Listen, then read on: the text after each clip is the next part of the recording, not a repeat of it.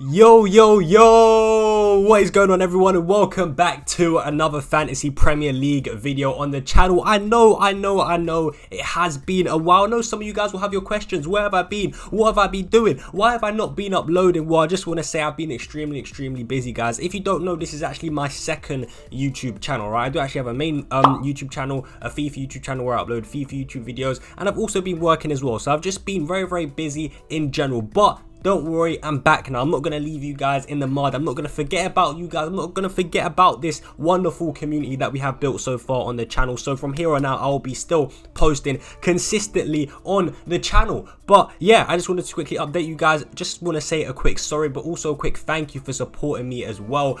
Yeah, I really do appreciate you guys. Just, it doesn't go unnoticed. So again, hand on heart, thank you guys a lot. But yeah, what I want to say, this is the Game Week 9 team reveal, or kind of team reveal. I haven't actually made my final transfers yet, but I'm just going to be showing you guys my current team and, you know, last week's points and the transfers I'm thinking of making for Game Week 9. There's a whole load of things to talk about, but without further ado, let's waste no more time and let's get into it.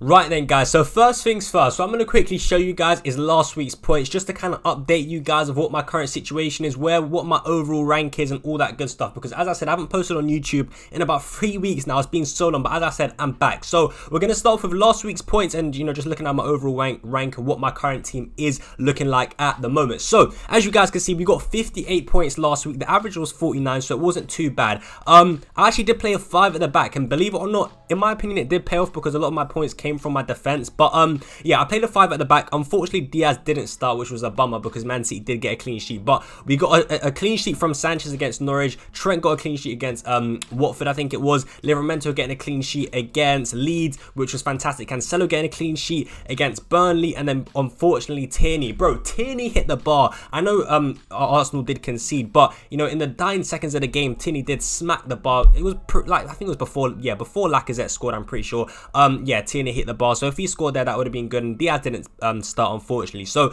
yeah, that's what happened in terms of the defense. Now for the midfield, we got Salah on captain.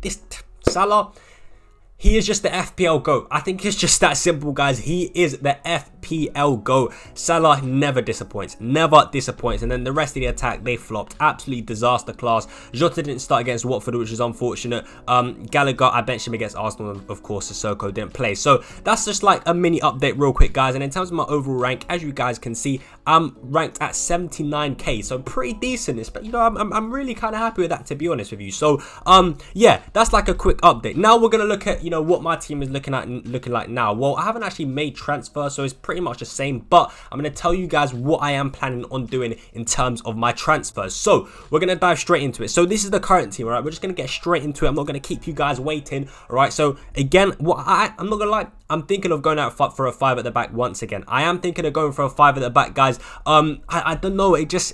I just like it. I don't know what it is, but 5 at the back at the moment, I'm liking the way, you know, the fixtures are set up. Now, I might not go for a 5 at the back because it just depends on the transfers I'm making. But as it stands, this is the team I would play. Obviously, I'm going to get rid of Lukaku, but it would be something like this. So, and yeah, yes, that's right. I've got captaincy on Cancelo, but we'll talk about that later once I've gone through my transfer plans. But we've got Cancelo, Trent Alexander-Arnold, Tierney, Diaz, and Livramento at the back. I kind of like that. I could see this whole back 5 getting a clean sheet. I really could see it. We got Salah, Gallagher, Sarr, who probably would go to the bench with the transfers I do make. Jimenez will definitely play, and Antonio will definitely play against Tottenham as well. So I think my team's shaping up to be quite good this week. I do kind of like it. Of course, we've got Big Rom on the bench, and we do have Diego Jota on the bench as well. But yeah, I really do like it, guys. It does appeal to me, this team, currently the way it is looking. Now, in terms of, you know, transfers and taking a hit, I don't really want to take a hit, but I think I should, because with the player that I'm taking a hit for, it just makes sense. I think turning down this option to put in Kai Havertz, right, guys, he's the player I want to put in, but obviously because Lukaku's a midfielder, I'd have to take a -4 for it. So yeah, putting like not putting Kai Havertz when he's at home at Stamford Bridge to Norwich, the worst team in the league, is just an opportunity that you don't really want to pass up on. You can't, you know, not take that opportunity. At the end of the day, yes, FPL, you know, you want to take it seriously. You want to make sure you're making the right move, but you also want to have a bit of fun with the game. And I think we know that Havertz is going to play, right? We know that he's going to play. He's going to be playing in that number 9 position. So I could just see him getting a lot of goal contributions. I could he could possibly score a hat-trick. He could get, you know, a couple goals and an assist, but I can just see him being involved in the goals. So for that reason, I do kind of want to put him in. So if I was to go ahead and put Kai Havertz in, what I would do, I think the most likely thing that I would do is probably take out Sarr, because Sarr's fixtures aren't that great. To be fair, the fixture against Everton is not the worst one in the world. I think there's potential for him to do something in that game, but I think, yeah, just in terms of, you know, the long-term fixtures, it's really not good. So I think getting rid of Sarr is the most ideal thing. So obviously that would cost me -4. Now the player I want to put in obviously is Kai Havertz. Now for the striker position, I could go for a lot of players, to be honest with you. Pretty much anyone. I mean, I do have a lot of money, so I could go for any forward in the game. I could go for any midfielder in the game. Now, what I do really want to do, though, guys, I want to go for Tony, all right? He's the player that I want to go for. Now, I know he hasn't really done great things for FPL, you know, since for this whole season. I mean, he's only scored in 2 games, right? So, overall, he's got like 2 goals and 1 assist, or 2 goals and 2 assists, sorry. But these fixtures here are crazy. Firstly, Leicester at home is actually, in my opinion, I think that's a good fixture for Tony. I think defensively, Leicester are very poor. And yes, I know Leicester beat Man United 4-2, but Leicester just haven't been the normal Leicester, right? They've not been the same defensively. They're not really good. So again, there's potential there for Tony. We know that Tony's on penalties as well. But I mean, the fixtures after that are absolutely fantastic as well, guys. Burnley away, Norwich at home, Newcastle away, Everton at home. These are some decent fixtures, all right? Very decent fixtures for Tony. So I think if there's any point in time from now until like Christmas where he's going to pick up some points, I think it is in these next, you know, 5 to 6 games. So I think Tony's that man that I want to put in. Obviously, there is other options. You know, there's Aubameyang, there's Gabriel Jesus. I mean, I probably would go for Jesus if I knew he was going to play, but you just never know with Man City players. So, you know, there's those kind of players. Obviously, Jamie Vardy, but Tony he appeals to me. He really does appeal to me. Now, if I was to put in Tony, I could actually put in pretty much any FPL forward apart from Mane. So I could go for someone like De Bruyne. I could go for Son. Now Son, Heung-min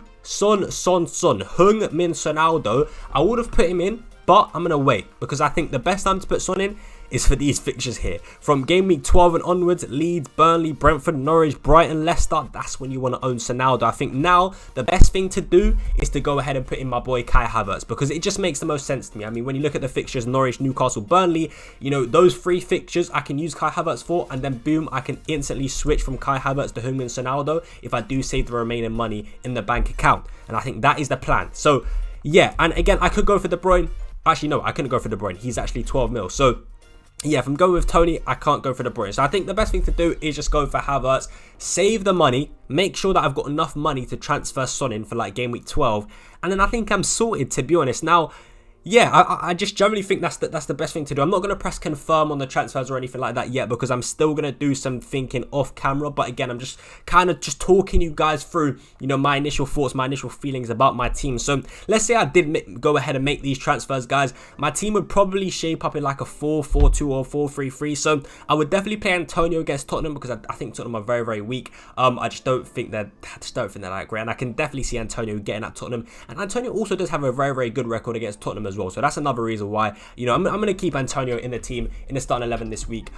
Jimenez against Leeds. Leeds are just terrible defensively. It really is just that simple. Leeds defensively not good at all. So of course Jimenez will play for me this week. And then if I did transfer in Tony, he would play as well. If I did transfer in Havertz, he would play as well. Obviously Salah would play and Gallagher would play for me as well because I think Gallagher's actually a really good option against Newcastle at home. So yeah, I think that's a decent little pick there. So I would actually go for those 3, Havertz, Salah and Gallagher, and then obviously the front 3. So that means I would have to play 4 at the back. So 4-3-3 would what I'd be playing. Now, in terms of who that back 4 would be, it's a tough one because I think Southampton against Burnley at home, you know, Livramento, he's also got that attacking threat. I can see him at least get the minimum being a clean sheet in that game for Livramento. Now, Diaz and Cancelo, I think I would play both of them because Man City are just the best defensive team in the Premier League. It really is just that simple. In my opinion, I actually prefer Man City defensively to Chelsea. I just think the way, I mean, Chelsea and Man City are very similar, but I just really do like the Man City defense. So Cancelo and Diaz for me, they would play.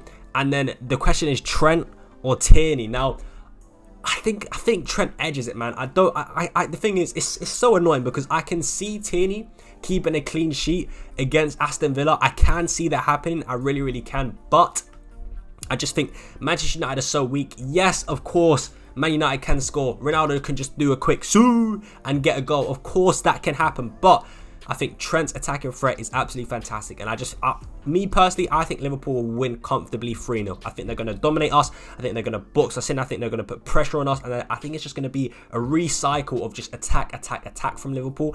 And I can just see that being just a very dominant game from Liverpool's perspective. So I think starting Trent over Tierney is the right thing to do, but a small part of me is thinking to start Tierney at home to Villa. It's a tough one. It really is a tough one. But the thing is with Arsenal, man, they always just make that mistake that always makes them concede. And that's the thing for me. Because even in that game against Crystal Palace, they didn't really play bad. But it's just 2 mistakes from Partey and Sambi in the midfield that lead them to concede. And, you know, that's just the one annoying thing about Arsenal. But there's a lot of things to consider. There's a lot of things to think about. But that is pretty much my initial thoughts, guys. If I'm going to make the transfers, it's going to be Havertz and Tony for a -4. Is that worth it? Let me know what you guys do think in the comments down below. Is it worth it?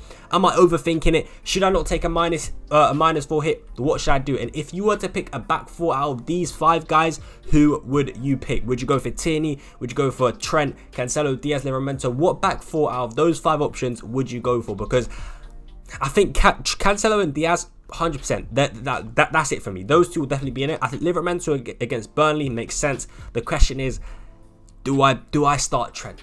Do I start Trent? I don't know. Do I go for Tierney? Do I go for Trent? I just don't know, guys. I really don't know. It's a hard one. It's a tough one to call. But yeah, that's just my initial thoughts on transfers. I will keep you guys updated on my Instagram and on my TikTok. So make sure you guys do follow my socials, follow my Twitter, follow my TikTok, follow my Instagram. Make sure you guys do follow these socials because I will post like my final Game Week 9 team on there as well. And I may post it on the community tab on YouTube as well. So just keep out for that as well. But in terms of my captain, guys, right, I do want to quickly cover my captain before I do end the video. Now, I've actually got it on Cancelo. Now, some may call me ballsy, but I'm probably going to bottle it as it gets closer to the deadline, all right? I'm probably going to bottle it as it gets closer to the deadline. If I was to change it from Cancelo, assuming I do go ahead with that Havertz move, I would probably put it on Havertz. I know Salah's a fantastic option, but I don't want to follow the crowd this week. I think because it is Man United, so obviously anything can happen because it is Man United. But I think obviously like last week, well, if Salah's playing, you know, Norwich, Watford, you know, those kind of teams, you're obviously just going to pick Salah. Even though everyone will, a part of you doesn't want to follow the crowd, a part of you wants to be different, but you end up just following the crowd because, you know, the effective ownership is too high, all right? You can't afford to miss out on those points. And at the end of the day, Salah will do bits. He will, of course, score and get assists against those teams. But anything can happen, you know, when you're playing a top 6 team, all right? So he is playing Man United. You never know. Something might happen. He might not score. I think this is the perfect week, especially with Lukaku being injured as well. I think this is a perfect week for a differential captain. So I may even go for Jimenez. I could go for Jimenez, Cancelo, or Havertz. I think they're the top 3 captain options for me. I'm probably going to bottle it with Cancelo. I'm probably going to end up going for Jimenez or Havertz, but at the moment it is on Cancelo. But again, follow me on socials to stay updated. But yeah, that's pretty much it from my Game Week 9 team selection video. It's a very just... like, honestly, there's a lot to think about. There's a lot to think about at the time we're recording. Like, literally, it is. I'm recording on the same day this is getting put out. So, yeah, it's like 10 a.m. in the morning. But, yeah, that's like my initial thoughts. That's my initial plans on what to do. As I said, follow my socials to keep updated. But, yeah, thank you guys for watching this video, man. I really do appreciate it. And also, just thank you for the support. Hopefully, we can hit 1K subscribers very soon. But I'm never ever going to take a 3-week break like that again. I'll be back uploading weekly. It may only be like 2 to 3 videos a week. But I hope that is enough. Just balancing out everything else that is also going on in my life. Like my main FIFA YouTube channel, work and other stuff. It just makes it very hard. But I assure you guys, I will at least, as a bare minimum, post my final Game Week team for each week. But yeah, that's what my initial thoughts are. That's what I'm thinking. Let me know what you guys would do in my current position. If you guys have any questions about your team in the comments as well, make sure you do comment them down below. Hope you guys did enjoy the video. It has been your boy FPL Ryan. Make sure to smash that like button, smash the subscribe button, turn on post notifications so you guys never miss an upload. And I'll catch you in the next video. I'm out. Peace.